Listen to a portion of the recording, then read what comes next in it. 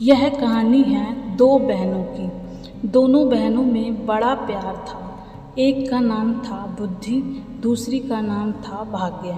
वैसे तो हमेशा वो दोनों मिलजुल कर रहा करती थीं, लेकिन न जाने क्यों एक दिन उन दोनों में एक बात को लेकर बहस हो गई। मुद्दा था कि दोनों में से बड़ी कौन है।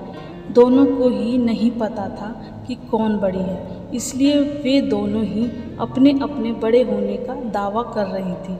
लंबी चलने वाली बहस का कोई परिणाम नहीं आता देखकर दोनों ने मिलकर एक समाधान निकाला। दोनों ने तय किया कि वे दोनों एक साथ किसी एक घर में जाएंगी और वहाँ अपनी अपनी शक्तियाँ आजमाएंगी।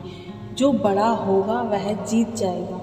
दोनों चलते चलते एक किसान के घर तक आ पहुँचे। इस किसान के घर में उसके दो बेटे रहते थे। दोनों ही किसी परीक्षा की तैयारी कर रहे थे। दोनों बहनों ने तय किया कि वे दोनों एक एक भाई को अपनी शक्तियाँ देंगी और जिसकी भी शक्तियों की मदद से जो भाई परीक्षा में अच्छे से पास हो जाएगा, उस बहन की शक्तियाँ और वह बहन बड़ी साबित हो जाएगी। बुद्धि ने अपनी शक्ति किसान के बड़े बेटे को और भाग्य ने छोटे बेटे को दी। अब बड़े बेटे को बुद्धि की कृपा की वजह से पढ़ाई में काफ़ी मन लगता, इसलिए वो घंटों तक पढ़ता रहता। किसान का छोटा बेटा, जिसके ऊपर भाग्य ने अपनी कृपा बरसाई थी, वो बिल्कुल पढ़ता नहीं था। जल्द ही वो दिन भी आ गया जब बड़े भाई और फिर छोटे भाई की परीक्षा होनी थी। बड़ा भाई, जिस पर बुद्धि की कृपा थी, उसने जब अपना पेपर देखा तो बदनसीबी से सभी वही सवाल आए थे जो उसने पढ़े नहीं थे या वो पढ़ नहीं पाया था।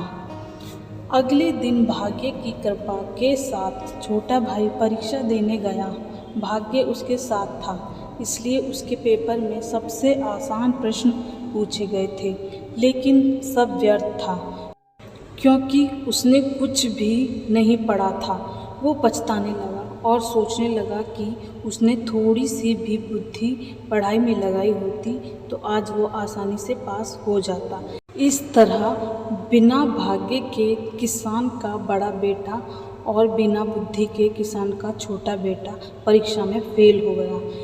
इस घटना से भाग्य और बुद्धि दोनों बहनों को ये अच्छे से समझ में आ गया कि जब वो अलग अलग हैं तब दोनों ही छोटी हैं और साथ हैं तो दोनों की ताकतवर और बड़ी है।